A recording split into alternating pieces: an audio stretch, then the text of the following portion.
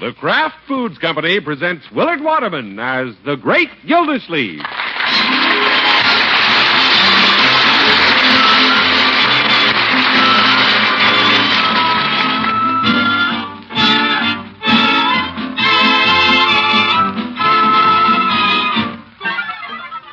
The Great Gildersleeve is brought to you, transcribed by the Kraft Foods Company. And Kraft, you know, makes the famous pasteurized processed cheese food, Velveeta. Velveeta has a wonderful cheddar cheese flavor that's rich yet delightfully mild. It's delicious, and it's the finest quality cheese food you can buy because it's made by Kraft, the name that for years has meant only the finest in cheese and cheese foods. Get a package or loaf of Velveeta tomorrow and enjoy the cheese food of top quality. Velveeta, made only by Kraft.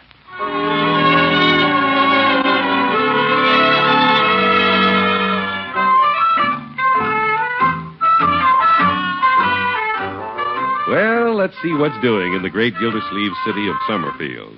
Along about this time every morning, the bulky figure of the water commissioner emerges from City Hall and ambles along the tree-lined walk that takes him to Peavy's pharmacy. You're right, George. Peavy has a lot of rabbits in his window. Well, Easter's next Sunday. The rabbits look better in the winter than hot water bottles. Hello, Peavy. Well, hello, Mr. Gildersleeve. What can I do for you this morning? Peavy, that's quite a display of chocolate rabbits you have in the window. I think so. Why don't you get live ones? Well, if I had live ones, I'd have to feed them. These feed me. Have a bite? What's that? They're pretty good chocolate. Go ahead, bite off his other ear. Well, I love chocolate. Think I will break off a chunk. Sorry, rabbit.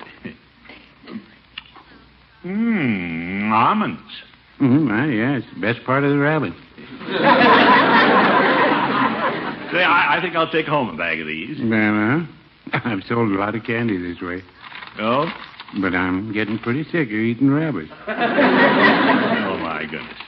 Just charge it, Peavy. Well, how about some candy for your girlfriend? Well, I have been seeing a lot of Miss Olson recently, but I thought I'd send her an Easter lily. Well, she can't eat that. Oh. I strongly recommend the king-size chocolate rabbit. You might say, take a bunny to your honey. Nuh-uh. I'm going to take candy. I'll take something elegant like chocolate-covered cherries. Very well. Say, isn't that your niece's husband out front? Yeah, that's Bronco looking over your rabbit display. I'm not going to need another one if he comes in here. Hello, Mr. Peavy. Well, hello, Bronco. Bronco, how are you, my boy? Hello, Mr. Gildersleeve. Yeah, I'll take a package of gum here, Mr. Peavy. Well. How are things going at the plant? Oh, just great.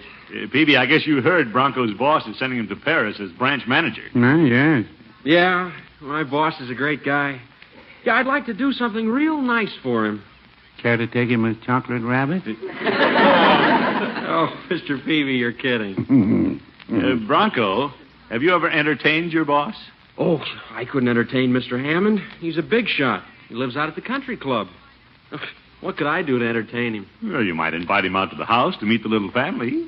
Those fellows enjoy a little home cooking, don't they, Peavy? I do. I'd put Mrs. Peavy up against the country club any time. Well, no, I don't know. I don't think I should invite him over. He might think it's a little dull. No, Bronco, you are making a mistake. You could have an interesting little dinner party. You can invite me. Well... And I can invite Miss Olson. Her accent would give the party kind of a classy flavor. And I could bring Mrs. Peavy. What's that? She used to play the musical saw. Oh, my goodness. Peavy, I'm serious. Well, Mrs. Peavy used to be serious about the musical saw. She nearly got a tryout with Major Bowes. Yes. Now, I don't think Marge could handle such a big dinner party. I was only joking, Bronco. Mrs. Peavy's out of town anyway. Well, Marge, you could get Bertie to help her. And I'd be glad to come. I've entertained the mayor. Well, I would like to know the boss socially. You just invite him and leave everything to me. Well, this is very nice of you, Mr. Gildersleeve. Oh, should Marjorie call Miss Olson? Yeah, I'll take care of that. Yes, sir, Mr. Hammond will enjoy an evening like that, won't he, Peavy? If Miss Olson's there, he'll enjoy the evening all right. Well, that's why I'm inviting her. I'm doing a favor for Bronco. And it might turn out to be a favor to Mr. Hammond. Peavy.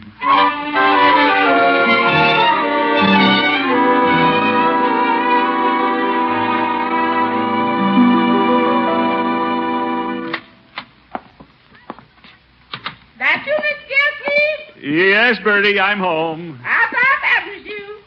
Bertie, can you leave the kitchen a minute? Yes, sir. I don't think that Stu's gonna miss me. Stu? Bertie, how'd you like to cook for Mr. Dudley Hammond? Uh-oh, you mean I'm fired? We don't have to have Stu tonight. No, you're not fired. We can never get along without you. I know that, but somebody might think they can. No, indeed. What I have in mind is you might like to help Marjorie with her dinner party. Oh, I'd like that. But Miss Marjorie was over here, and she didn't say anything about a dinner party. Well, it was my idea. Oh, yes, sir. Yeah, I suggested it to Bronco. Sort of promote him with his boss. Yes, sir. With Bertie in the kitchen, Mr. Bronco's practically promoted. That's the spirit. Bertie's modest. That's one thing I can say for me. I'm modest. Yeah. But when Mr. Dudley Hammond tastes Bertie's cooking, his eyes are going to light up like a pinball machine. Oh, I know we can count on you. Unky? Oh, hello, Marjorie. Unky, Bronco just phoned and he has the most marvelous idea. We're having a dinner party for Mr. Hammond. Now, wait a minute. That's my idea. Oh? Well, anyway, it's a wonderful idea. Hi, everybody. Hello, Leroy. What's a wonderful idea? Oh, one of mine. Mr. Gildersleeve wants me to do the cooking. Oh, would you, Bertie? What's cooking? Just imagine, Unky. He accepted our invitation. You bet. Who accepted what invitation? Leroy, this doesn't concern you. If it has anything to do with eating, it concerns me. Oh. You can go to a movie and have dinner at Mr. Peavy's drugstore. Well, I'll go to a movie, but I won't have dinner at Mr. Peavy's. I'm so full of chocolate rabbits now, I could hop. Well, I'll treat you to dinner out someplace. Swell. Why are you paying to get rid of me? I'm giving a dinner party for Bronco's boss at Marjorie's house, and Bertie's going to cook it. Get him. He says he's giving it. Well, Unky did give us the idea, and it's a very good one. Yeah, thank you, my dear. Well, I have to run home. I want to get the house ready for tomorrow night. I'll be over to help you, Miss Marjorie. Thank you, Bertie. Goodbye, Unky, Leroy. Goodbye, my dear. So long. How many's going to be at the party, Miss Gildersleeve? You're just Bronco's boss, and I've invited Miss Olson. For him? For me, young man. And just to liven up the evening. Oh, brother, you live dangerously. He sure does. What do you mean? Mr. Hammond's a handsome bachelor. I'll say I've seen him. Oh? I went out to the plant with Bronco. Mr. Hammond was dictating to 3 secretaries. 3 secretaries. And none of them knew what he was saying. They just sat looking at him. He was so handsome he had them practically swooning. Leroy, you're exaggerating. Every time he'd say, "Dear sir," they go, "Ah." Bronco tells me when women come around, Mr. Hammond, he runs. Which way? Away from them. That's why he's still a successful bachelor. Oh, Mr. Gildersleeve don't have much to worry about. Yeah, of course not. I could see that when Miss Olson was over here last week. Mr. Gildersleeve had her mumbling to herself. She wasn't mumbling to herself. She was speaking French. Now, Leroy. Or one of those other languages. That's it. Mr. Gildersleeve got her talking to herself in 5 different languages. Now, Bertie. Yes, sir. He's got her talking to herself in French, Swedish, Italian, Spanish, and turtle dove English. You mean pigeon English? No, when she talks to Mr. Gildersleeve, she talks in turtle dove English. Now, Bertie. Miss Gildersleeve, you know how she talks to you? Yes, Bertie. That's right. She talks to you in turtle dove English.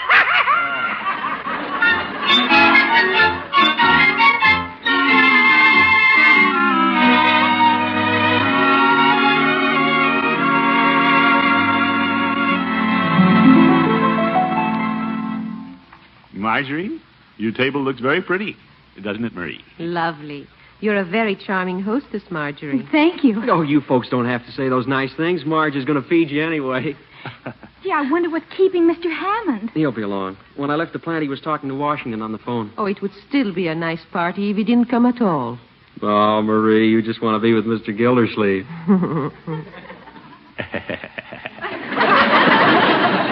Well, Marie, we mustn't make Mr. Hammond feel like a fifth wheel.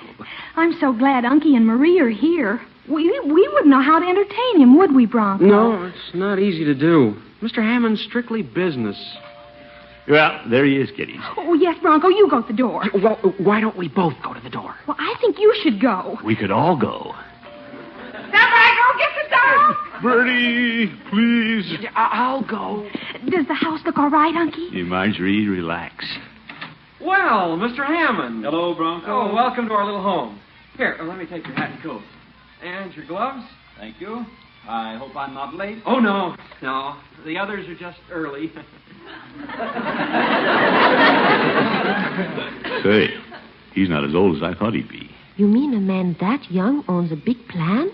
Well, I looked younger than that when I started running the water department. Yeah, right in here, Mr. Hammond.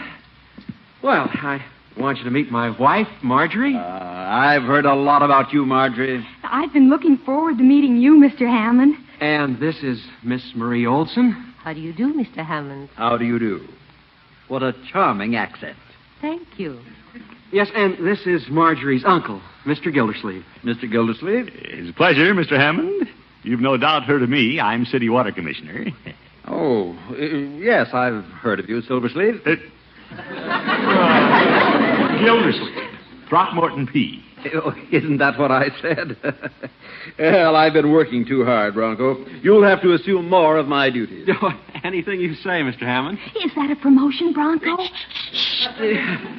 Well, let's everybody sit down and visit before dinner, huh? Good idea. Marjorie, I imagine you kids hate to give up this cozy little place for Paris. Oh, no. We're so indebted to you for the opportunity to go, Mr. Hammond. Yeah, Marjorie's so right. Well, Bronco's earned it. The trip to Paris is all Marjorie has been able to talk about. Miss Olson, I can't quite place that delightful accent of yours. May I sit here by you? If you wish. I was going to sit there. Obviously, you've spent quite a lot of time abroad. Oh, yes, she speaks 5 languages. Marie's a very interesting conversationalist. Mm-hmm.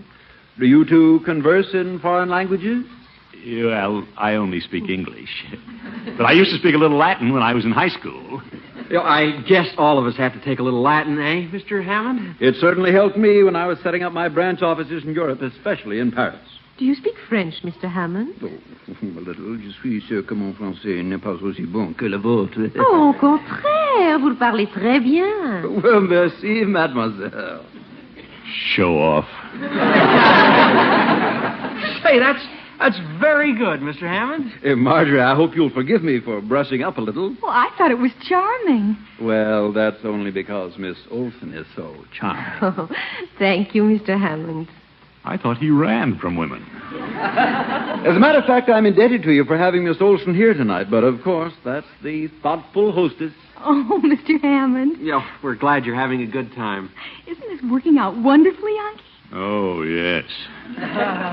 Dinner served. Oh, thank you, Bertie. Shall we go into the dining room? I'm sure everybody's starved. Oh, Mr. Hammond, I think Marge is seating you, our guest of honor, next to Miss Olson. Zeke. Wonderful. My arm, Miss Olson? This is like having dessert before I get to the table. How very corny. May I escort you to the table, Marge, honey? Uh-huh. Come along. I'll take your arm, too, Unky. No. Go ahead. I'll bring up the rear. I'm not only a fifth wheel, I'm a flat tire.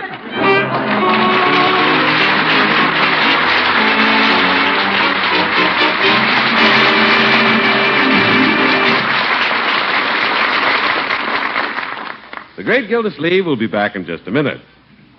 Tonight, I want to tell you about a dandy sandwich that can do double duty. It's glamorous enough to be a perfect snack for guests, and it's a fine family main dish, delicious and nourishing, because you make it with Kraft's famous pasteurized processed cheese food, Velveeta. The 2 ounces of Velveeta you put into this sandwich give you more of milk's vital food values than an 8-ounce glass of milk. More protein, calcium, phosphorus, as much riboflavin, and more vitamin A. We call this sandwich Tomato Shrimp Delight, and here's all you do to make it. First, toast some slices of whole wheat bread and spread them with Kraft mayonnaise. Top each piece of toast with a slice of tomato, and on the tomato, arrange several cooked shrimp. Then put a generous slice of Velveeta over the shrimp and slide the sandwiches into a 350-degree oven just long enough for the Velveeta to melt. What a wonderful combination of flavors that is. The fresh garden flavor of the tomato, the tang of the shrimp, and the fine, rich yet mild cheddar cheese flavor of Velveeta. Delicious, and a perfect main dish for Lent. Make some soon. Tomorrow, take home a 2-pound loaf of smooth, melting Velveeta for all kinds of good, hot main dishes and for hearty cold sandwiches and snacks, too. Just be sure you get genuine Velveeta. It's the finest quality cheese food you can buy, and it's made only by Kraft.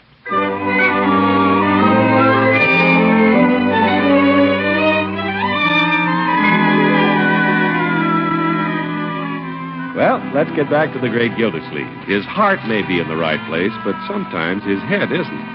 Even he will admit he didn't use the best judgment when he brought his girlfriend to a dinner party for Bronco's bachelor boss. Yeah, I've never seen anything like it, Leroy. He practically monopolized Marie all evening. Yeah? You should have gone to the movie with me, Unc. Then you couldn't have seen him beat your time. Yes. Miss Gildersleeve, Yes, Bertie. Mr. Bronco phoned and said he was on his way over here to talk to you. Well, he probably wants to apologize for the way that boss of his acted last night. Bertie, didn't you think he was obnoxious? No, sir, to tell the truth, I can't rightly say he was. What? Mr. Hammond told me my cooking was a gastronomic delight, and that's not obnoxious. Well... Yes, sir. So you know what I think? Mr. Hammond's a fine man. Well, I thought your dinner was fine, too, Bertie. Yes, sir. That's what Mr. Hammond said last night. It's too late, Unc. He beat you to the punch again. Mr. Hammond's one fine man. He's a show-off, a flatterer, and an all-round sneaky-type character. He got Marie off in the corner and talked all night. Why didn't you do your stuff, Unc? Why didn't you sing Asleep in the Deep? That always gets attention. Many brave hearts are asleep in the deep. So oh, my goodness. You sickly one. I'm trying to cheer up, Unc. I don't need any cheering up. I'm just glad last night's over and I won't see any more of that dapper Dudley Hammond. I'll get it. Never mind, Bertie. I'll go. Probably Bronco. Oh, hello, Mr. Gildersleeve. Come in, Bronco. Hi, Leroy. Hi, has the boss made you a VP yet, Bronco? No, but the evening was quite a success, thanks to Mr. Gildersleeve. Forget it, Bronco. And I mean forget it. Oh, no, you deserve the credit. You know, if you hadn't brought Miss Olson, the evening would have been a complete dud. Well... Yeah, but as it turned out, the boss had a wonderful time. In fact, he wants to take us out now. Great. Have a fine time. Doesn't want me to go, I hope. No. You don't have to go. Good. Yeah, but he wants to take Miss Olson. Oh, pooh!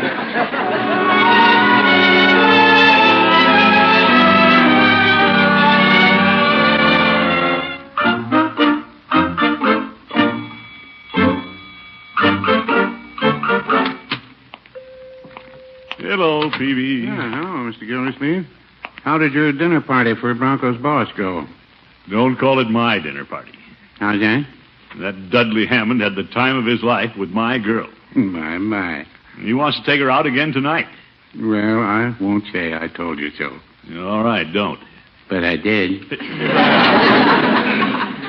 No, I can't do a thing about it, Peavy. No, you've already done it. What I mean is, I can't jeopardize Bronco's job at the plant by punching his boss in the nose. Oh, my, no. And you don't want to jeopardize your nose either. Peavy, I could lick him with one hand tied. Well, it'd have to be his hand. I've seen Mr. Hammond, and he didn't get his shoulders at a tailor shop. Yeah, wait a minute. Why don't I call Marie and just suggest she not go out with Hammond? If the refusal came from Marie, he couldn't blame Bronco. Mr. Gildersleeve, if you worked as hard in the water business as you do keeping up with your girls, you'd soon own Niagara Falls. Just let me have the phone, Peavy. Very well. I'll cut off his water. Sure, Marie hasn't given him a second thought anyway. Hello? Marie? Oh, yes, Dudley. Dudley! Now, see here. This is Throckmorton. Oh, Oh, I'm sorry, Throckmorton. I was expecting another call from Dudley, Mr. Hammond. Another one? He was going to call back and tell me what time he'd pick me up tonight. Well, I thought I'd take you out to dinner myself. Wonderful. Any other night. Oop.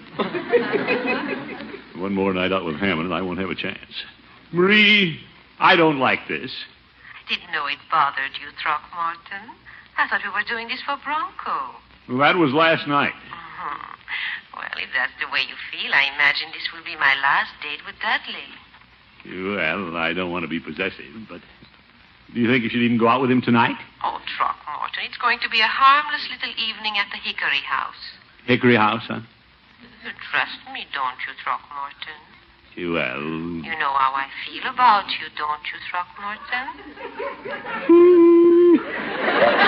I guess I do. You didn't tell the young lady goodbye. I didn't have to. The way she's talking, it's hello again. You don't care. Peavy, I just got an idea. Mrs. Peavy's out of town. Why don't you go with me to the Hickory House for dinner? Well, it's nice of you to invite me. I haven't been out with anybody but Mrs. Peavy for 35 years. Yeah, no kidding. I want somebody to come with me so it won't look obvious when I take the booth right next to them. You're going to sit right next to them? You bet. This is Hammond's last stand, and I'm going to be sitting there like Sitting Bull.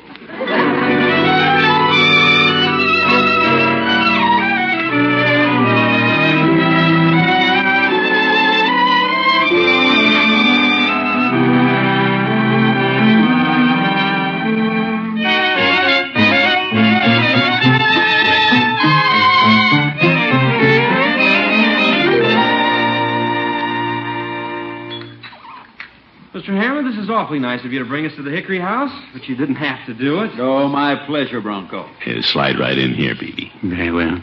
Besides, it affords me another opportunity to see Marie. Oh, yeah. Dudley, you always say just the right thing. As the French say, vous savez toujours quoi dire. How true. What did she say, Mr. Gildersleeve? Quiet, Peavy. They don't know we're in the next booth.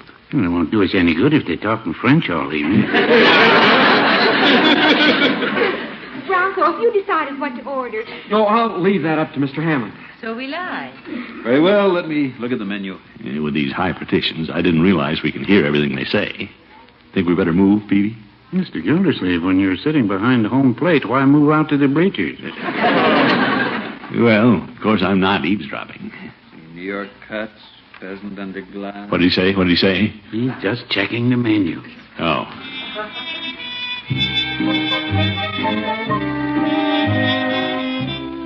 Oh, there's the music, Marge. Why don't we dance while Mr. Hammond's ordering dinner? Oh, shall we? Yes, of course. Go right ahead. Marie and I will sit this one out.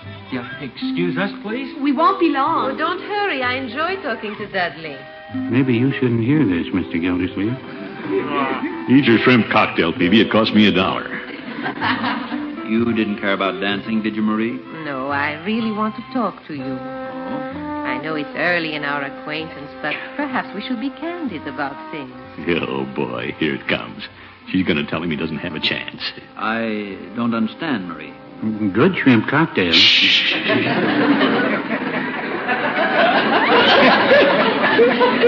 Well, Dudley, perhaps I can explain it this way. Our meeting has been like a Cinderella story. Cinderella? I, the little immigrant girl, meet a big business tycoon. Oh, no, please listen. When did they bring the steak? Confounded Peavy. After I met you last night, I could hardly sleep. And after you called today, I could hardly eat. I said to myself, Marie, what's happening to you? She's sure telling him. What's going on here? Oh, now, Marie, I couldn't have hit you that hard. What about that fellow Gildersleeve? You get honorable mention.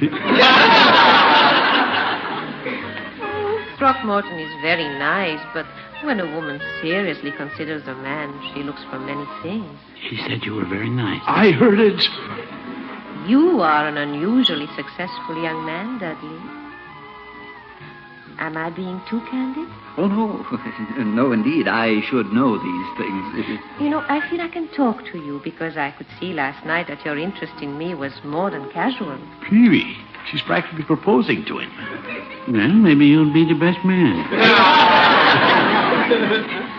What are you thinking, Dudley? Well, Marie, I hardly know what to say except that, well, you're quite a woman. You mean it? I have never seen one like you. In fact, you have opened my eyes, and when I see an opportunity, I am a man of action. What's this? I'm sure you are. Excuse me while I make a phone call. Right, George, you're going to call a justice of the peace. Could be. You come along, Peavy. Let's duck out back and catch him at the phone booth. I'm right behind you. I'm going to stay there. Well, he isn't going to treat me like this. We'll have a showdown. There he is. Hammond, just a minute. Oh, hello, Gildersleeve. I want to have a talk with you. Some other time, Gildersleeve. I'm in a hurry. We'll talk right now. It's about Marie. That's why I want to get out of here. What? That woman is trying to marry me. You mean you're really running? If you'll get out of my way, look. Will you go back and tell her I had an emergency call from the plant? You have. Take my place at the table. Eat my dinner. I'll pay the check. I'm with Mr. Gildersleeve. Very good. Fine. I'll pay yours, too. Go ahead, Gildersleeve. She is all yours. Look at him go. Marie has talked that way to me, but I didn't get scared. He did. Well, he just doesn't understand women, or he wouldn't be running away. Well, no, I wouldn't say that.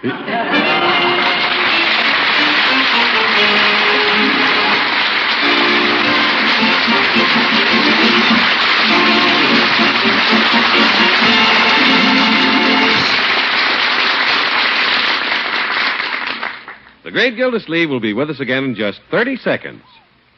School's out, the children are hungry, and you're too busy to fuss. What can you do? Just set out some graham crackers and slice some Velveeta, Kraft's famous pasteurized processed cheese food. Let the youngsters help themselves to a snack that's not only delicious, but hearty and wholesome, too. Just 2 ounces of Velveeta gives them more of milk's vital food values than an 8-ounce glass of milk. And remember, Velveeta is digestible as milk itself.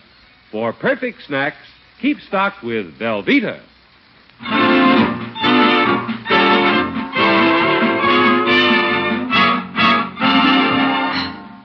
Mr. Gildersleeve?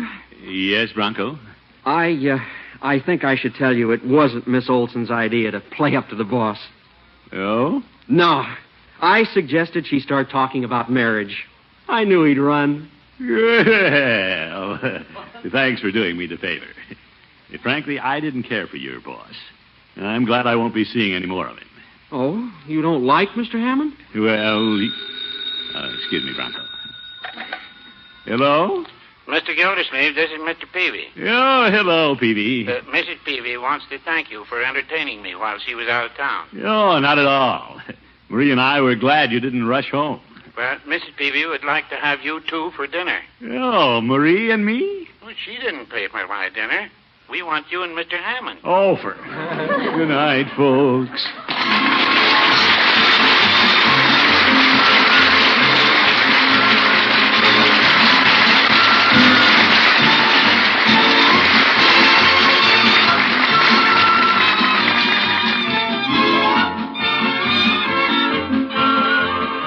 The Great Gildersleeve is played by Willard Waterman and is an NBC Radio Network production. The show is written by John Elliott and Andy White and is transcribed.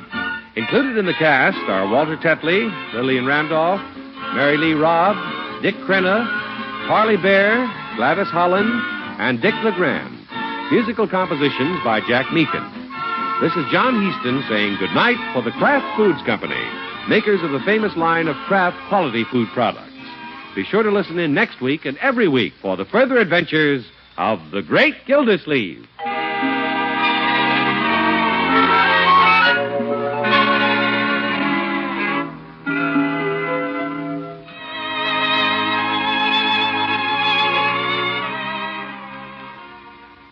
What goes into your favorite sandwich? Maybe it's roast beef or savory baked ham. Whatever your favorite, the perfect meat sandwich needs the perfect mustard. Kraft prepared mustard. For when you add a little mustard, you add a lot of tang. You can take your choice of 2 kinds of Kraft mustard. Mild Kraft mustard is smooth and delicately spiced. Or if you like your mustard with extra pep, try Kraft mustard with snappy horseradish added. Keep them both on hand and keep everyone in the family happy. Next time, get Kraft prepared mustard.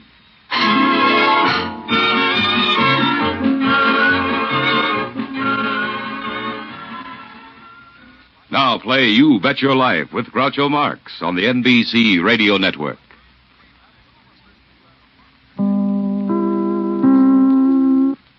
The Kraft Foods Company presents Willard Waterman as the Great Gildersleeve.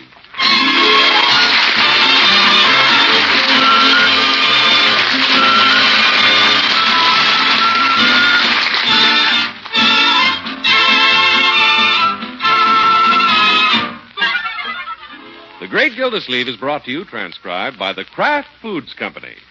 And Kraft, you know, makes the famous pasteurized processed cheese food, Velveeta. Velveeta has a wonderful cheddar cheese flavor that's rich yet delightfully mild. It's delicious, and it's the finest quality cheese food you can buy because it's made by Kraft, the name that for years has meant only the finest in cheese and cheese foods. Get a package or loaf of Velveeta tomorrow and enjoy the cheese food of top quality, Velveeta, made only by Kraft.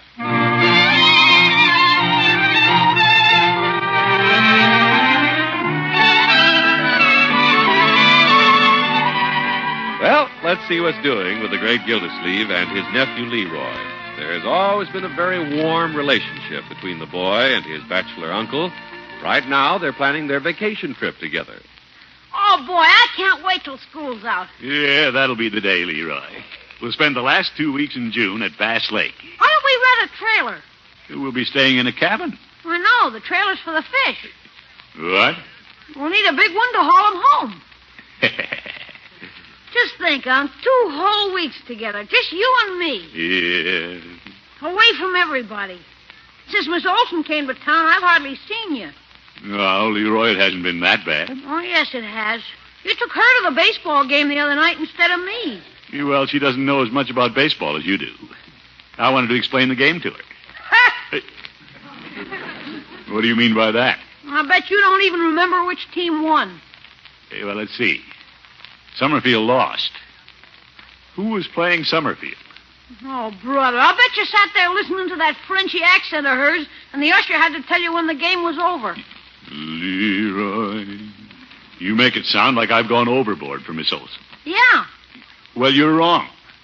After all these years, your old uncle has a pretty solid defense against women. Now, why don't we get out our fishing tackle and check it over? It isn't too early. Swell, Unc. All right, Bertie. Miss Gildersleeve's dressed in. Yes, he's here, Miss Olson. Miss Olson, No, for corn's sake. Yes, Miss Gildersleeve! Coming, Bertie. I might have known it. Yeah, I'll be right back, Leroy. Oh, sure. Thank you, Bertie. Yes, Hello, Marie. Hello, Throckmorton. I hope I'm not taking you away from something. Oh, no, indeed. Leroy and I are just talking about our vacation. Wonderful. When do you plan to go? Well, we thought we'd take the last 2 weeks in June. Do a little fishing. The last 2 weeks in June? Oh, that's too bad. What? I'm taking my vacation the first 2 weeks in July. That means I won't see you for a whole month, Throckmorton. Well, you know what they say. Absence makes the heart grow fonder. I've never believed that. I'm going to miss you, Throckmorton. Well, I'll miss you too, Marie. June nights are so beautiful. Yeah. Always loved June nights with the moon and all. Hey, Unc, what's this about a moon? Leroy. I wish I could change my plans, but I have to go in July or not at all. Well... I wouldn't think of having Leroy miss his fishing trip, but if you could take him when I'm out of town, we'd all be happy. Well... Couldn't you do that for Marie, Throckmorton? Well... Please, Throckmorton. Well, they do say July's a good fishing month. Same as June's a good moon month. Then in July, everybody can go away and have a wonderful vacation. It sounds logical to me. I hope you don't think it's silly for wanting to be with you. No, indeed, that's logical, too. Wonderful. I'm so glad I phoned you. So am I. Goodbye, Throckmorton. Goodbye, Marie. Unc, Yes, my boy? what's this about fishing in July? Well, I thought we might take our vacation then. We have all summer, you know. You said we were going fishing in June, right after school's out. I know, but... Heck, all the fish may be caught by July. There'll be fish in July. They'll even be bigger. I know who the big fish is. No, Leroy, if we wait till July. I can't wait till July. The bluegill are biting right now. Why would anybody rather go with a girl than go fishing? What a boy. Someday he'll discover there's a big difference between a bluegill and a redhead.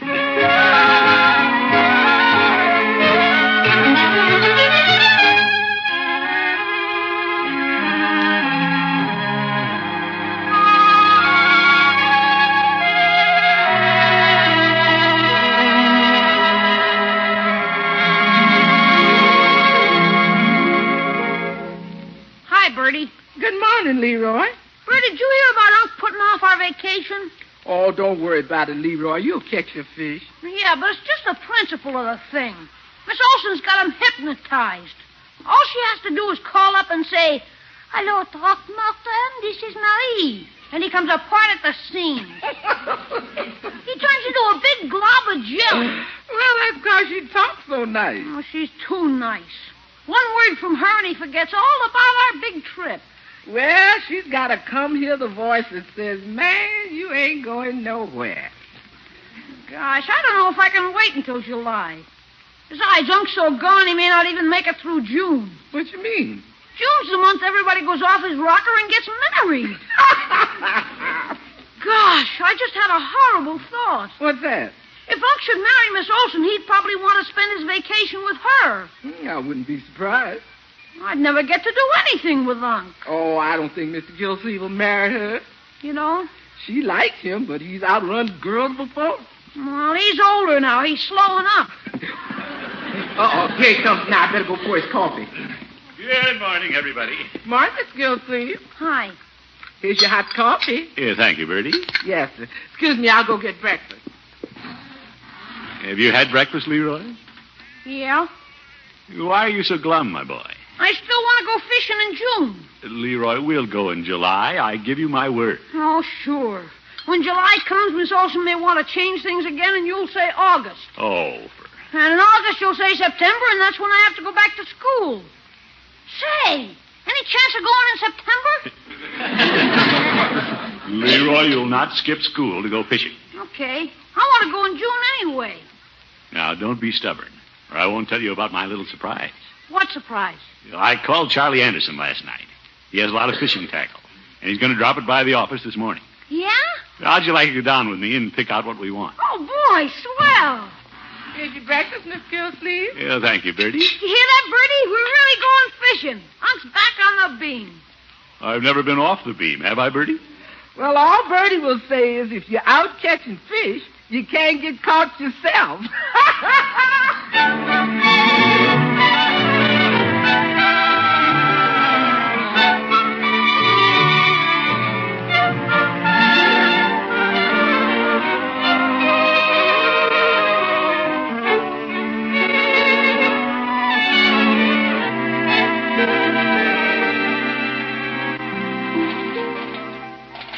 Gosh, Unc, Charlie Anderson's got about all the tackle we need. Spinners, hooks, plugs. Good. You pick out what you want. You're head man, first lieutenant in charge of fish. Keen. I got it all sorted. Yeah, take your time. We've got all day together. Gosh, this is swell, Unc. Picking out fishing tackle, just you and me, us men. Who's that out in the hall? Sounds like a girl. She's coming in the office. I'll have to go out and tell her the water department's closed. Yeah. Tell her men at work. You bet. Hello, Throckmorton. Well, Marie. Oh, for corn's sake. She trails us like a bloodhound. What a nice surprise. What brings you to City Hall this morning? I came down to see about my driver's license. Yeah? Well, come in and chat a while. Oh, grown. I'd like to. Since I was in the building, I couldn't resist dropping in to see you. Oh, hello, Leroy. Hi. Won't you sit down, Marie? Oh, I don't know if I should. You two look busy. Yeah, we're pretty busy. Oh, no, stay. It isn't often I have such a pretty visitor. Thank you. Besides, this is fun. When people get to my private office, they usually have a complaint. I have no complaints about you, Throckmorton. Mush. Here, Marie. sit in this easy chair at my desk. You have a very nice office. Thank you. You must be a very brilliant man, Throckmorton, What's that? to be able to run such a tremendous enterprise as the water department. Well, big job, all right. You have water mains running in all directions, and you sit here manipulating the controls like a maestro at a giant pipe organ. This is sickening. Of course, I couldn't do a thing without my faithful employees out at the reservoir. What do you do at the reservoir? Last time he was there, he fell in. Well, Leroy, I was trying to get to the bottom of some trouble. Throckmorton, I'll bet you're just the sort of executive who doesn't mind taking off his coat and rolling up his sleeves to get the job done. By George, Marie, you size up the situation very quickly. So do I. What have you been doing this morning? Your tie's crooked. Oh? Here, let me straighten it for you. Hey, I guess we better sort our fishing tackle, huh? No hurry.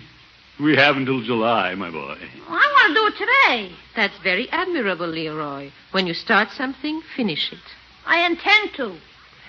Well, perhaps I should go, Throckmorton. Goodbye, Miss Olson. Goodbye, Leroy. I see you have a package, Marie. Why not I take it out to the car? Oh, it's only a little box of stationery. Yeah, I know, but a gentleman doesn't let a lady carry her own packages. If you insist. See you later, Leroy. Yeah, see you in July. Leroy.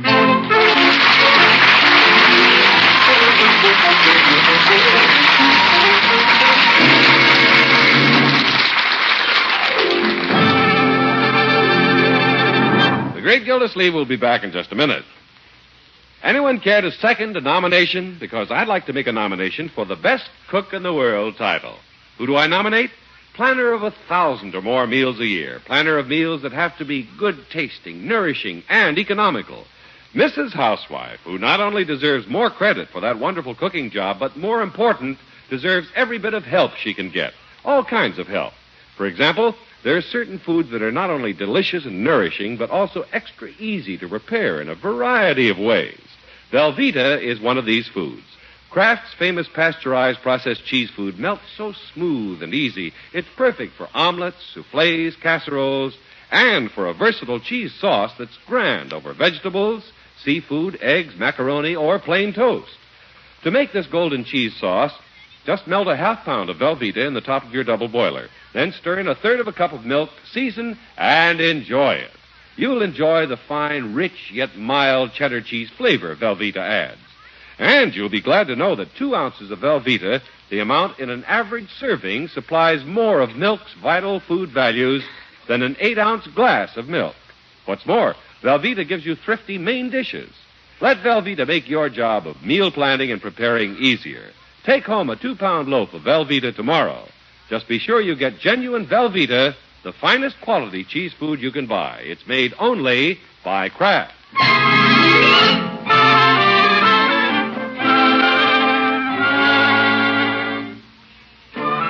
Well, when Leroy's vacation fishing trip was postponed because of Miss Marie Olson, he became convinced that she had the elusive water commissioner halfway to the altar. But Leroy isn't going to give up his uncle without a fight. Bertie, she's planning every move. She's like a spider spinning a web. And Unc's walking into it like a big fat bug. I gotta do something before it's too late. Unc's a changed man. Boy, you can't expect anybody in love to act normal. Well, what do you suppose will happen to you and me when she moves in here and takes over? Uh-oh. That'll be the day. Anybody comes messing around Bertie's kitchen, that'll be the day. Attaboy, Bertie. Anybody comes messing around Bertie's kitchen, somebody's gonna have to move. And Bertie ain't gonna pack no bags.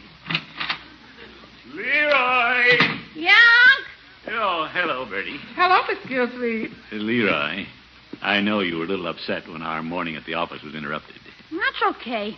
Well, I'm looking forward to us doing other things together. Yeah? How about going to the ball game tonight? So I'd like to. It just happens I have a date with Marie. Oh, I forgot. You taking her to another ball game? No, she suggested we spend a quiet evening together. Oh, fine. In fact, I was about to ask Bertie if she'd prepare a little dinner for us. Will you, Bertie? Cooking dinner is one of the things I get paid for. Well, I'd like it to be a little special. Miss Olson is quite an expert cook herself. When Bertie cooks, it's always special. Nobody's going to out-expert Bertie. Yeah, well, I just thought I'd mention that she knows her way around the kitchen. Bertie knows her way around the kitchen, too. Yeah, I know, Bertie. There's only one thing Bertie wants to say. Everybody keep to their own kitchen. What's wrong with Bertie?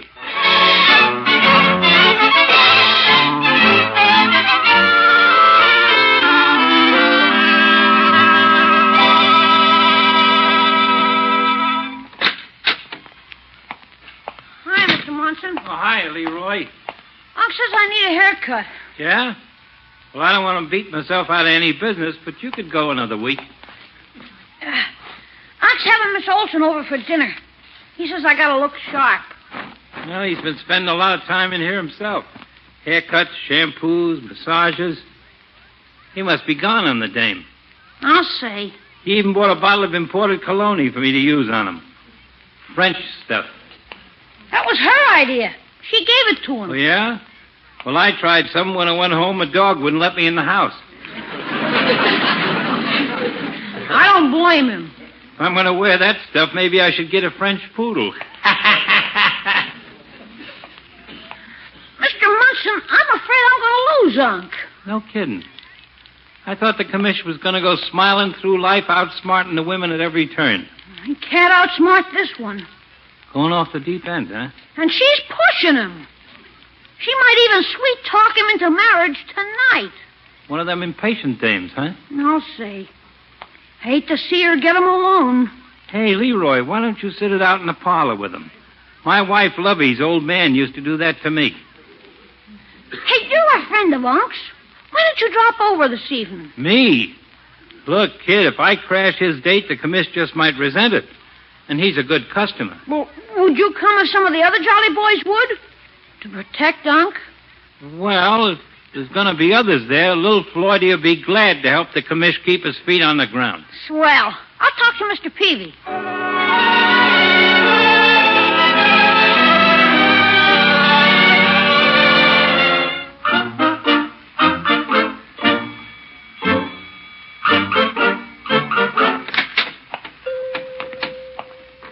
Hello, Mr. Peavy. Oh, hello, Leroy. What can I do for you today? Mr. Peavy, could you come over to the house tonight after dinner? I could even come in time for dinner. Well, no. Unc's having Miss Olson over. Oh, well, I'm sure he doesn't want anybody else around. Mr. Peavy, I'm afraid she's going to talk him into getting married. How's that? She talked Unc into postponing our June fishing trip, so she must have something in mind. Well, perhaps she's afraid he'd bring her some fish. Some people would rather not be remembered with fish. No. No, she got him on the phone and started talking about Moon and June. And that did it. Oh, Leroy, I'll put that up against fish any day. Especially with Miss Olson on the other end of the line. Greetings, Peavy. Oh, hello, Judge. And Leroy. Hi, Judge Hooker. How are you, my boy? Okay, I guess. I think Leroy's a little concerned about Mr. Gildersleeve. I just saw Gildy in front of the jewelry store. The jewelry store? Yeah, and he looked happy enough. Was he looking at rings? Well, there were engagement rings in the window. And I recall a miniature bride and groom walking up the aisle to pledge their troth. Here comes the bride, da-da-da-da. Oh, for corn's sake. What? Judge, I don't think Leroy's interested in hearing that song. Oh? He seems to think Mr. Gildersleeve is contemplating marriage. Well, in spring, even the water commissioner's fancy could turn to something besides water. Who's the bride to be? Miss Olson. She's got him jumping through hoops. Oh, a lot of ladies have had him doing that, but he never married one of them. Aren't you letting your imagination run away with you, Leroy? You wouldn't think so if you'd seen her operate. Oh? Why don't you come over tonight and see for yourself? We couldn't do that, Leroy. Far be it from me to meddle in Gildy's affairs, but as an old friend, I don't want him to be swayed against his will. Mr. Munson's coming. You don't say? Yeah. He cares what happens to Unc. A fella jolly boy, even if the rest of you jolly boys don't. Well, it might not hurt to pay our respects, Peavy. I don't know, Judge. But, Mr. Peavy, you don't approve of quick marriages, do you? Oh, I know. Unc's only known her about a month. She isn't giving him time to think about it. Well, before I married Mrs. Peavy, I thought about it 6 years. You see? You know what you were doing. Well, now,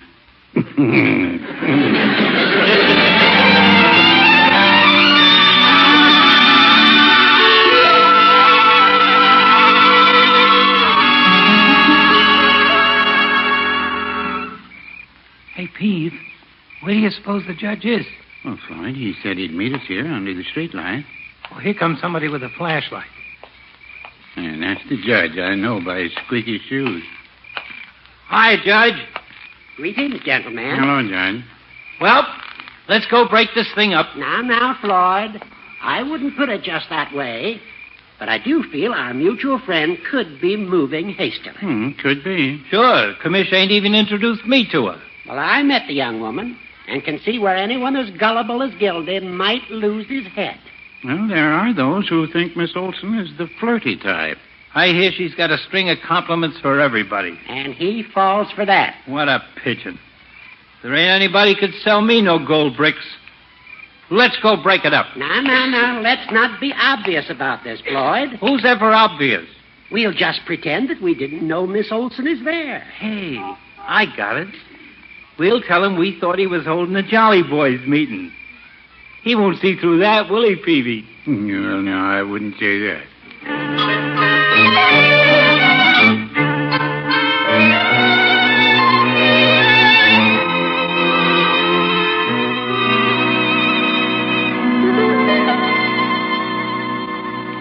Well, let's sit down and make ourselves comfortable, Marie. That was a marvelous dinner, Throckmorton. Bertie's a wonderful cook. Yes, she certainly beamed when you told her that. Unc and I get along fine. With nobody here but Bertie. Leroy, wouldn't you like to call Piggy or somebody and go to a movie? I don't think so. I have a feeling Leroy likes to be with grown-ups. Yeah. Leroy, if it's a matter of finances, I'll give you the money. Well, I'll take the money, but I don't want to go to the movies. Yes. I think I'll just stay home tonight. Well, perhaps you'd like to go upstairs and listen to your little radio. Nope. You look pretty uncomfortable just sitting there on the piano bench. I'm comfortable. I'm not. I wonder who that can be at the door. Yeah, well, run and see, my boy. Okay. Excuse me. Of course. Probably one of your little playmates. I hope. Good evening, Leroy. Well, what do you know? What is this? Hi, kid. Leroy? Well, if it isn't Judge Hooker and Mr. Munson and Mr. Peavy. Oh, Hey, Unc, it's Judge Hooker, Mr. Munson. Yeah, I know. Oh, won't you come into the parlor? Thank you. Gildy, I see you have company. Yeah, Judge, a lot of it. Good evening, Mr. Gildersleeve, Miss Olson. Hello, Mr. Peavy. Hi, Commish. Hello, Floyd. I don't think I met the lady in question. Floyd. Oh, Miss Olson and Mr. Munson. How do you do, Mr. Munson? Hello. Yeah, I believe you know everybody else. Oh, yes, indeed. We're all here, Gildy, but I wonder if there isn't some mistake. You bet there is. Ain't this the night us Jolly Boys are meeting at your house? Floyd, you know better than that. Huh? Well, since we're all here, we could have the meeting if Miss Olson doesn't object. Oh, boy. Now, wait just a minute. Why don't you have the meeting, Throckmorton? I'd love to sit in and take the minutes. That is, if you Jolly Boys have nothing against women. Well... Which of you charming gentlemen is president? I am. Don't be taken in, Peavy. I might have known you'd be president, Mr. Peavy. Everyone has the highest regard for your judgment and leadership. Well, thank you. Don't you believe it, Peavy? Judge, you mind your own business. Look, fellows, this is hardly the night for a Jolly Boys meeting. Oh, Throckmorton. Now, let me see. Who is vice president? I'm vice president. Wonderful. We couldn't have a more distinguished-looking vice president. Well, I try to lend dignity to the group. And what an honor to have a famous jurist on the club roster. Very kind, Miss Olson. I'm quite flattered. Silly old goat. Don't be a sucker. Don't be a sucker, Judge. Floyd, don't whisper in the presence of a lady. Which of you is secretary-treasurer? Well, I am, but... Miss Olson. Yes, Mr. Munson. I ain't no club officer this year, but we meet in my building over the barber shop. Oh? Yeah, I donate the room. Then you're the chief benefactor of the group. Yeah, you might say that. Did you hear her, fellas? How about that? Now, before your meeting, why don't I see to refreshments? Marie, that isn't necessary. Let the lady get the refreshments. I'm sure Birdie has more of her wonderful cake. Now, fellows, what's the idea of barging in here tonight? Gildy, we came over to do you a favor. And let's not forget it. Unc, we're all here because none of us want you to fall for Miss Olson's line. Oh, my goodness. I wouldn't say that Miss Olson has a line. No, when she thinks the guy deserves a pat on the back, she pats him. I'm here to tell you. Well, wait a minute. I thought we agreed that Unc shouldn't marry her. Leroy, I have no intention of marrying her. If you did, I'm sure we jolly boys feel you would not be making a mistake. Yeah, if you don't, you got rocks in your head. I'm being double-crossed. All in favor of Mr. Gildersleeve marrying Miss Olson, say aye. Aye. Aye. No! What a club!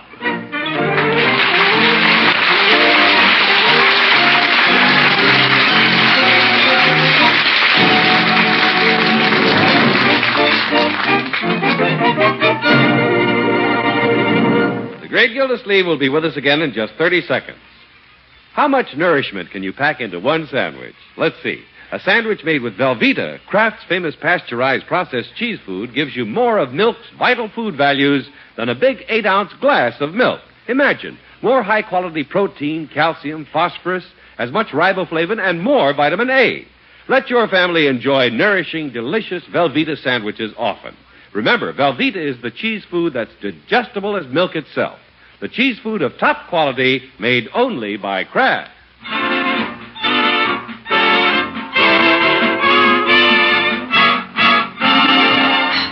Well, Bertie, thanks for helping me out last night. Oh, I was glad to do it. Miss Olson sure is nice. You really like her? Yes, sir. And she's a fine judge of cake. Oh? She said my cake was the best she ever tasted. Well, good. Hi, everybody. Hello, Leroy. Of course, I'm a little worried about Leroy. Why are you worried about me? You seem a little suspicious of Miss Olson. No, I think she's keen. What? Well, I thought she was soft soaping everybody till I really had a chance to talk to her. Oh? Unc, when I grow up, do you know who I'm going to look like? William Holden. Oh, my goodness. Good night, folks.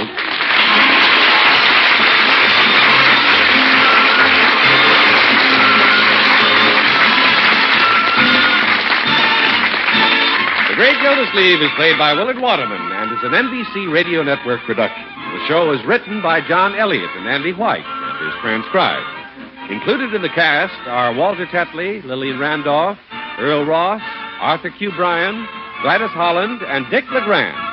Musical compositions by Jack Meakin. This is John Heaston saying goodnight for the Kraft Foods Company, makers of the famous line of Kraft quality food products. Be sure to listen in next week and every week for the further adventures of the Great Gildersleeve.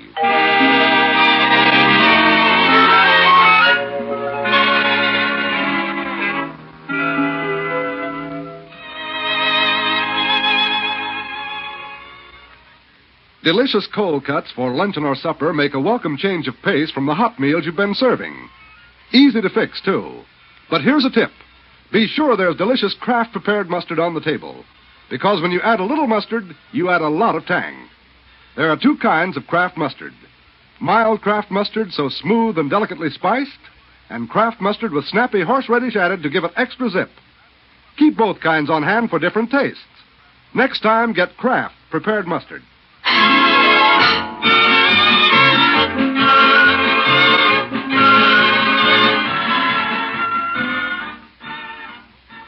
Now play You Bet Your Life with Groucho Marx on the NBC Radio Network.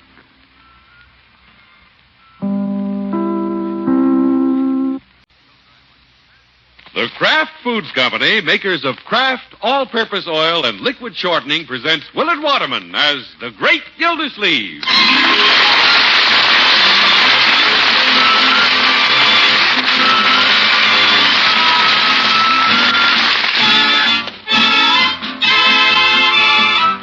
The Great Gildersleeve is brought to you, transcribed by the Kraft Foods Company.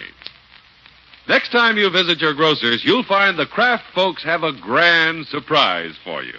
It's new all-purpose Kraft oil and liquid shortening. Here's an oil for every cooking and salad use. Perfect for all your pan frying and deep frying. Perfect for any recipe that calls for liquid shortening. Perfect for every kind of homemade salad dressing. Remember, new Kraft oil at your grocer's. Wonderful new Kraft all-purpose oil and liquid shortening.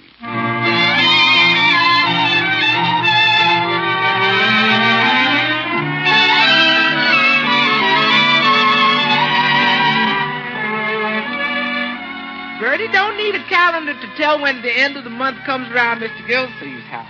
No, indeed. Bertie can tell when he begins checking his income against his outgo and starts yelling. Bertie! Yes, I'm coming.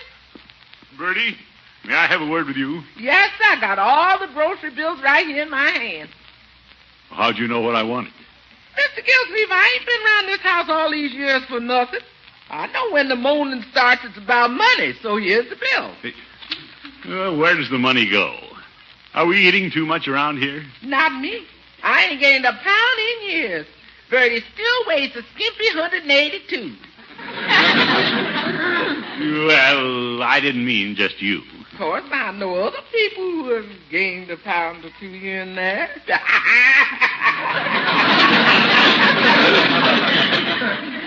Well, we have to cut down someplace, Bertie. The amount of money I spend is ridiculous. I'm glad you said I. What? 'Cause it ain't Bertie who spends the money. Bertie keeps her budget balanced. She serves a balanced meal on a balanced budget. You might call me Balanced Bertie. Yeah, I realize that, Bertie. Yes, sir. The money you ain't got didn't go for dinners at home. Well, I have done a certain amount of entertaining. Nobody knows that better than you. But if I was you, I wouldn't worry about it. Just charge it off to fun and frolic. Yeah, maybe I've been frolicking too much. Nobody knows that better than you. I don't know. I have been dating girls a lot this month. Yes. Bertie, girls are expensive. Nobody knows that better than you. I have a notion to cut down on my dates for a while. Yes. Hi, everybody. Hello, Leroy. Hello, my boy. What's going on? We're talking about where the money goes. I don't care where it goes. Where can we get some? Leroy, one way to get money is to save it. And your old uncle has made up his mind to save a little. Yeah? Mr. Gildersleeve's even talking about giving up girls. No, I mean it. What's the matter with him, Bertie? He's cracking up. Oh. Which one are you going to give up first? Well, May Kelly's the most expensive. She always orders a big steak and a fancy dessert. Ain't she that travel agent? Yeah, I can save a lot of money by avoiding the girls for a while. Well, you haven't seen Miss Tuzzel in a long time, so you wouldn't miss her. As a matter of fact, I do miss Grace. I've just been sort of involved with Miss Olson. May I ask you a question, Mr. Gildersleeve? Why, of course, Bertie. When you put the others on the shelf, what you gonna say when they see you out with Miss Tuttle? Well, I guess I should be fair to all of them and not go out with any of them. That's right, Unc. Be good to all the girls. Stay away from them. You can kid me, Leroy, but I'll do it. If I don't make dates for a while, it'll put money in my pocket. Unc, you're dreaming. That's what you think. You can no more stay away from girls than a horse can from hay.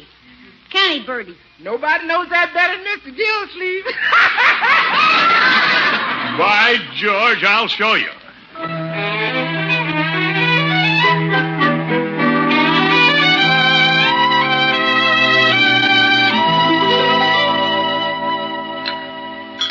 I think we can eat now, Thelma. Good. I'm simply famished.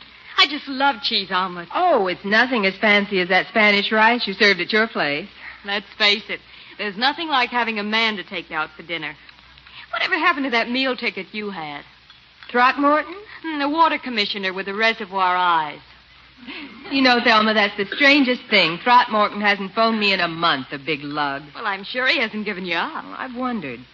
You want tea? I didn't make any. No, don't bother. If he had, he'd come back for his picture. You know, that's an expensive frame. I bought the frame. Grace, don't you think his picture looks a little silly on the piano? No, I don't think so. But why did he have it taken wearing a hat and smoking a cigar? Well, it was a snapshot that turned out well, so he had it blown up. He looks a little blown up himself. Like a squirrel with a mouthful of hickory nuts.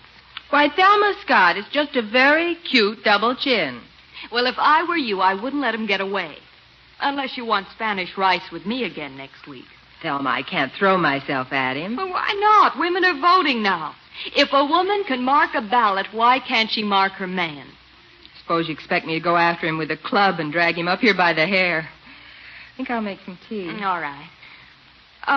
You can phone him and let him know you're still available. Oh, I can just see myself doing that. Hello, Throckmorton. This is available Grace. Be subtle. Tell him he left his gloves here. But he didn't. Well, you'll still get him over here. And you might have a lot of fun looking for him. You know, his nephew Leroy is a pupil of mine. Call up and threaten to flunk the kid. Throckmorton would swallow his cigar. Matter of fact, I've been planning to speak to him about Leroy's history grade when I see him. It wouldn't hurt to phone him.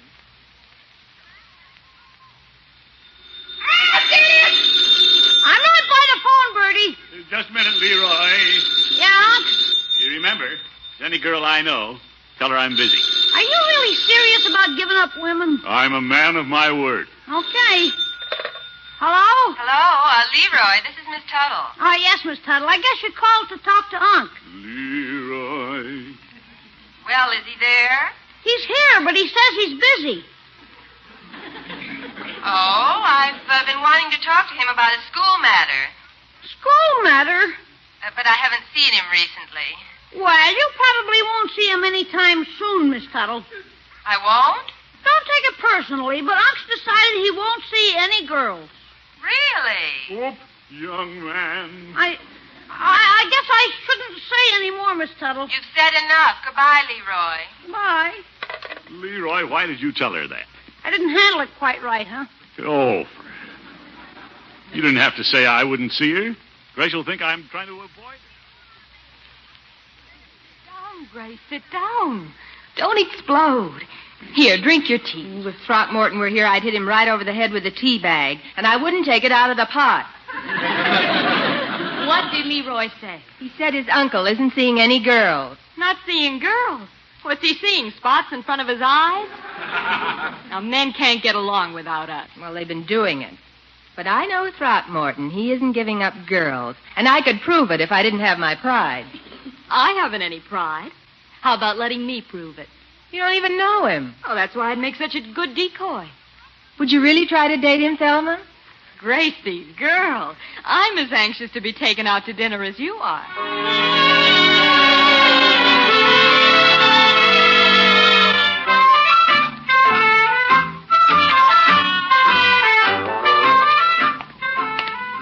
Right, George, I'm pretty proud of myself. I didn't take anybody out last night, so I've saved money already. Now I can afford to smoke a little better cigar.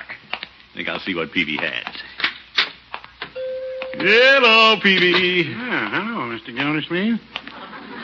What can I do for you this morning? Do you have a better cigar than the ones I've been smoking? All of my cigars are better than the ones you've been smoking. Oh, my goodness. I have some at 2 for a quarter, if you care to jump that high. Yeah, here's a quarter. Yeah, well. Yeah, I can afford it after last night. What happened last night? You fall out of bed and find some money under the mattress? No. Last night I decided to give up women. How's that? Think of the money I'll save if I don't have dates for a while. Well, personally, I'd rather spend my money on girls than on cigars. That is, if I didn't have Mrs. Peavy to spend it on. Yeah, just think back, Petey. Think back at the money you frittered away courting. I didn't fritter it away when I courted Mrs. Peavy. We sat home in the parlor. Oh? pass notes to each other on Sunday afternoon. Oh, Pete, you must have taken her out once in a while. Why, I figured my gasoline bill alone is quite an item. Yeah, and I had a horse and buggy. When we ran out of gas, we stopped by the side of the road and let him eat clover. He was a pretty smart horse, Mr. Gildersleeve. You what? Whenever I wanted to park for a spell, I'd jiggle the reins and he'd wink at me and run out of gas. Phoebe, you were a sly one. That's what I say. Well, you didn't have the expenses a popular bachelor like me has. Dinners in restaurants, theaters, gifts. By the way, I just got in some fresh candy. Oh, no. I tell you, I'm saving my money. I'm not dating. You keep saying that as if you were trying to convince yourself. Well, I mean it. If I make a date within a month, I'll buy you a new hat. Thanks for the new hat. No fooling. It's amazing how you can put girls out of your mind. My. It never occurs to me to... Oh, excuse me, lady customer. No. Something I can do for you, miss? Are you Mr. Peavy? Yes, ma'am. I phoned in an order this morning. I'm Thelma Scott. Oh, yes, Miss Scott. Thelma Scott, huh? I have all your packages ready right here. Oh, I'm in no hurry if you're waiting on this gentleman. No, I've finished with Mr. Gildersleeve. Yes, indeed. Go right ahead, Miss Scott. Oh, thank you. So you're Mr. Gildersleeve. Yes, indeed. City Water Commissioner. Of course. I thought I'd seen your face, cigar, and hat someplace before. Well, I'm in the news quite a bit. Oh, I know. Where's my bill, Mr. Peavy? It'll be $2.35. Just a minute, till I can get in my purse. May I hold your packages? Will you, Mr. Gildersleeve? Delighted. Mr. Peavy, chivalry isn't dead. Oh, my, no. There you are. Thank you. Will that be all? Well, I don't think I should try to carry any more. I don't know how I'll manage to get home with all these packages. Perhaps you can find some nice gentleman to give you a hand. Like you say, chivalry isn't dead. I'll take the packages now, Mr. Gildersleeve. Yeah. You got them? Oh, yes, I'm loaded with them. Now, if you'll be kind enough to open the door, I'll try to stagger home with them. Mr. Gildersleeve has a car. Well, which direction are you going, Miss Scott? Which direction are you going? Hmm? I mean,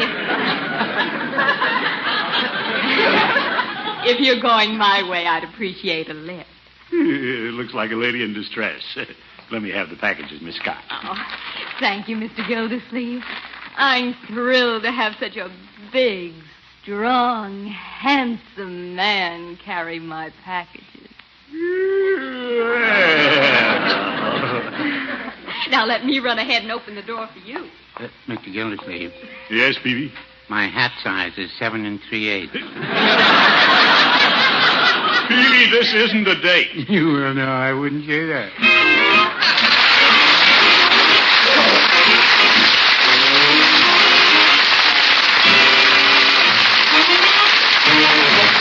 The great Gildersleeve will be back in just a moment. Do you know why there's a bright new label on the Kraft oil now featured at your grocer's? The label is new because the oil inside is new. New Kraft oil is both an all-purpose oil and liquid shortening. It's as perfect for deep frying as for homemade salad dressings, as ideally suited for pan frying as for all your baking recipes that call for liquid shortening. The good cooks in the Kraft kitchens urge you to try new Kraft all-purpose oil right away. They know you'll be delighted with everything it does. It's so truly all-purpose, you'll use it every day. When you use new Kraft oil in cakes, cookies, and quick breads, you pour your shortening from a bottle instead of scooping it out of a can. Measuring is exact and easy. And wait till you discover that tender, light crust new Kraft oil gives to French fried foods. They're never soggy and hard to digest. You'll also appreciate the exclusive zip-out window in every Kraft oil label. Pull off this little tab, and you see right into the bottle and know when your supply is running low. Next time you're shopping, be sure to get Kraft Oil. It's perfect for deep frying and pan frying, for baking and salad dressings. Wonderful new Kraft all-purpose oil and liquid shortening.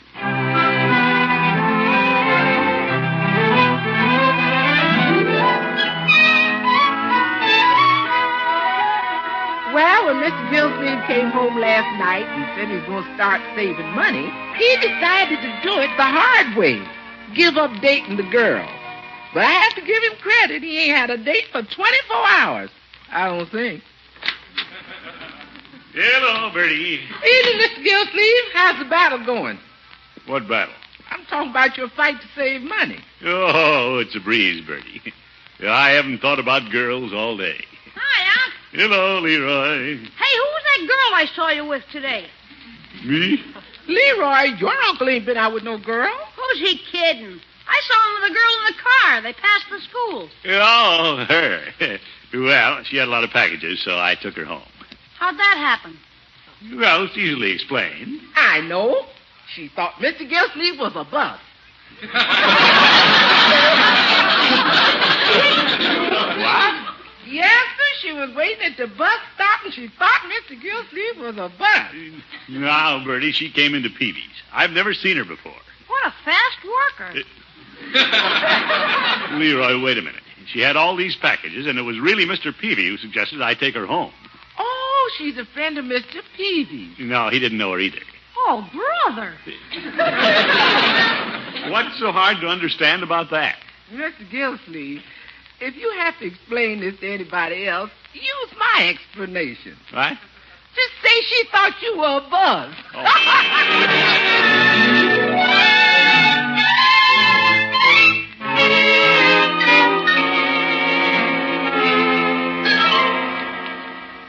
A bunch of doubting Thomases.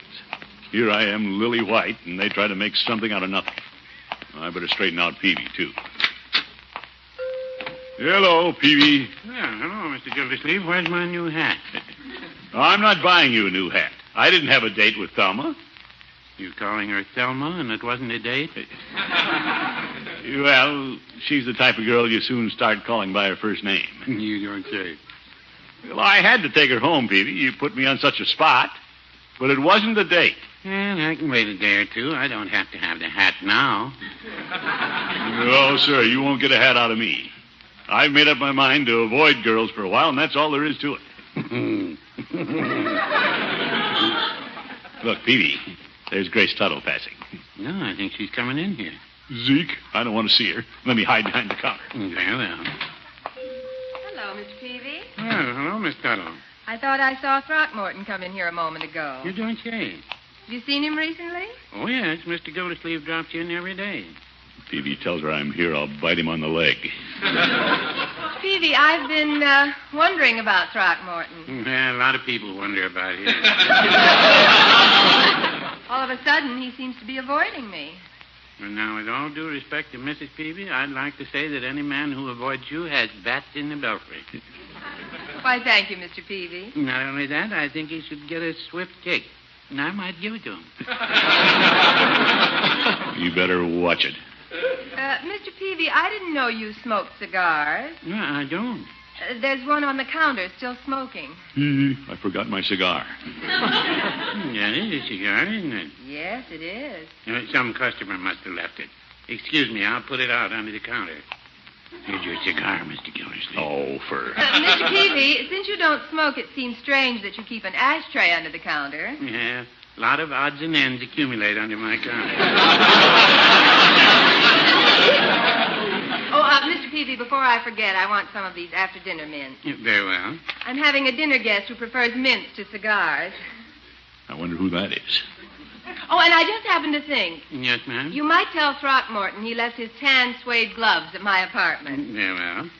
I don't have suede gloves. I guess they're his. At least none of the other boys has claimed them. Other boys? Well, I'm sure he'd be glad to hear about the gloves. Goodbye, Mr. Peavy. And goodbye, Miss Tuttle. Mr. Peavy? Yes? Are you sure you put out that cigar? I still smell smoke. Peavy, do you think she knew I was here? Well, if she didn't, she wouldn't notice an elephant in a pup tent.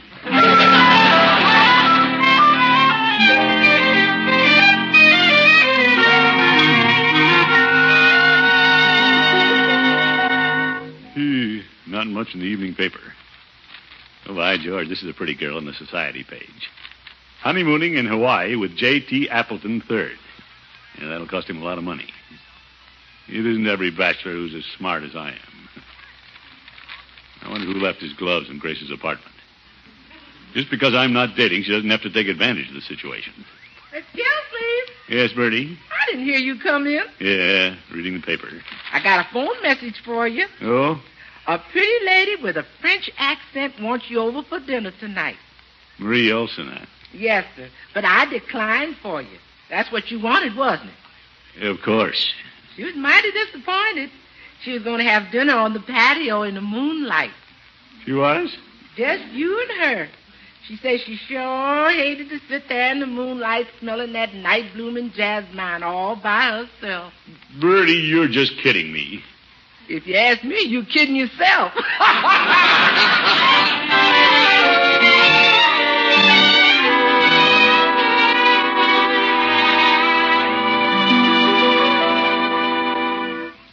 I can't read any more of these short stories. I think I'll go upstairs and see what Leroy's doing. Yeah, I know I'll enjoy staying home without any dates. Just a matter of getting used to it. Leroy, what are you doing? I'm doing my homework. Come on in, Unc. Oh, my goodness. You doing your homework with your radio on? It helps me concentrate. I'll come back when you aren't concentrating. I'll turn it off. Well, thank you, my boy. What do you want to do? Oh, I thought we might chat for a while. Sure, homework can wait. What'll we talk about? Well, how's school, my boy? Okay. About the same, huh? Yeah, about the same. Quiet sitting around the house, isn't it? Want me to turn on the radio again? No. Hee. Wonder if I should go to bed. Unc, I hate to see you torture yourself. What's this? If it's just a matter of money, I'll give you my allowance. Here's 75 cents. Go have a date. Live it up. Leroy, it doesn't bother me a bit not having a date. Oh, no. There are plenty of things to do without girls. Exciting things. Like what? Well, I think I'll go downstairs and clean out my desk.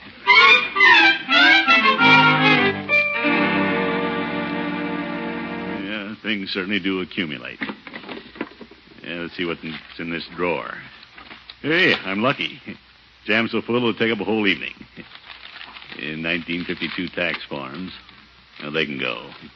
Here's some theater stubs. What's this? Well, what do you know? That letter I got from Grace when she was at the teachers' convention in Kenosha. Oh, what a letter. I almost caught the train and went up there. She must have missed me from what she says here. Dearest Throckmorton. She called me dearest. I know I wrote you last night, but I'm so lonely I must write again this evening. As I look out over the lake, I feel very far away from you. Of course, being away has opened my eyes. Makes me appreciate more than ever how wonderful it is to be with you. I can't hold out any longer. I better go buy Peavy his hat.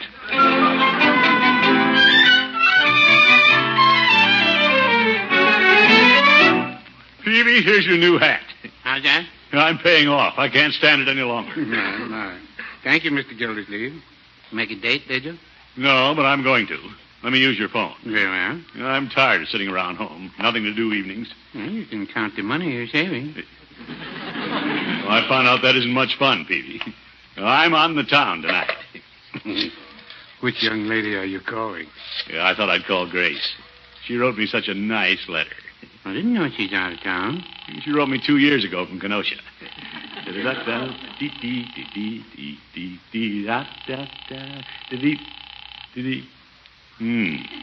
No answer?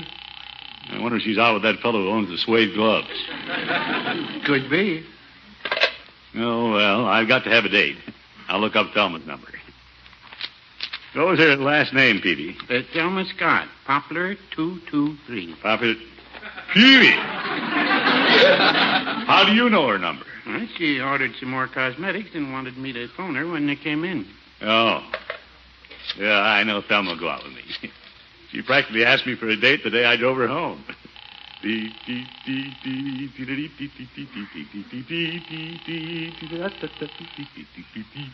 Hello? Hello, Thelma. No, this is Grace. Grace? Is that you, Throckmorton? Yeah. Zeke. It isn't Zeke, it's Throckmorton. Yes, indeed. Yeah, I tried to call you at home. Oh, how'd you know I'm over here? Yeah, how'd I know you're over there? Well, I'm talking to you, aren't I? How about a date tonight? Thought you'd given up, girl. Grace, believe me, that's just an idle rumor.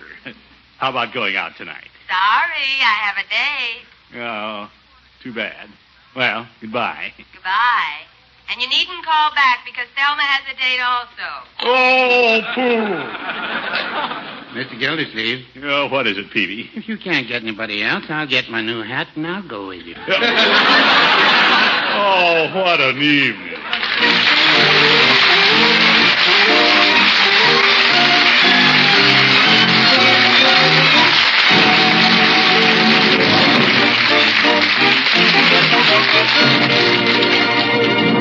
The great Gildersleeve will be back in just 30 seconds.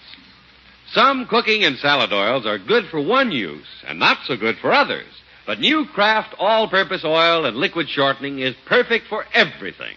New Kraft oil is so truly all-purpose you'll use it every day. For pan frying and deep frying, for all recipes calling for liquid shortening, and of course for homemade salad dressings. Tomorrow, be sure to get a bottle of wonderful new Kraft all-purpose oil and liquid shortening.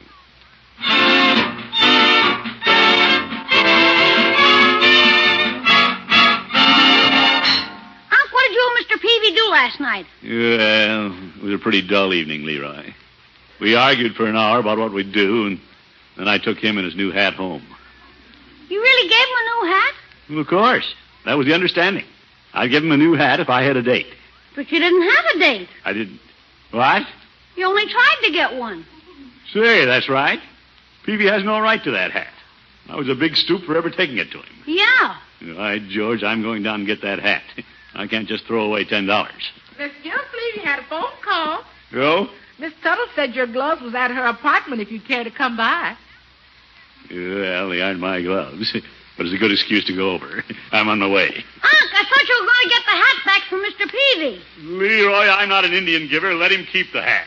What a character. Good night, folks.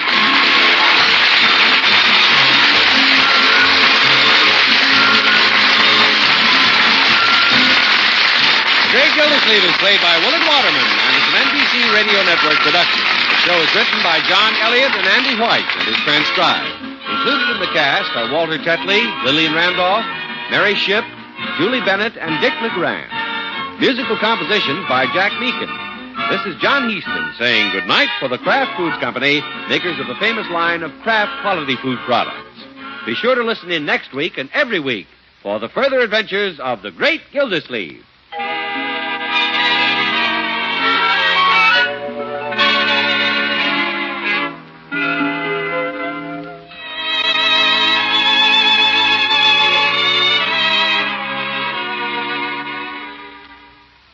There are two kinds of delicious Kraft prepared mustard. Mild Kraft mustard, smooth and delicately spiced, and Kraft mustard with snappy horseradish added. And whichever you prefer, remember, when you add a little mustard, you add a lot of tang. Try it on cold sandwiches, hamburgers, frankfurters, and cold cuts. Enjoy the wonderful sauces you can make for hot meat and vegetable courses with Kraft prepared mustard. Keep both kinds on hand and keep the whole family happy. Get mild Kraft mustard and Kraft mustard with snappy horseradish added at your favorite food store.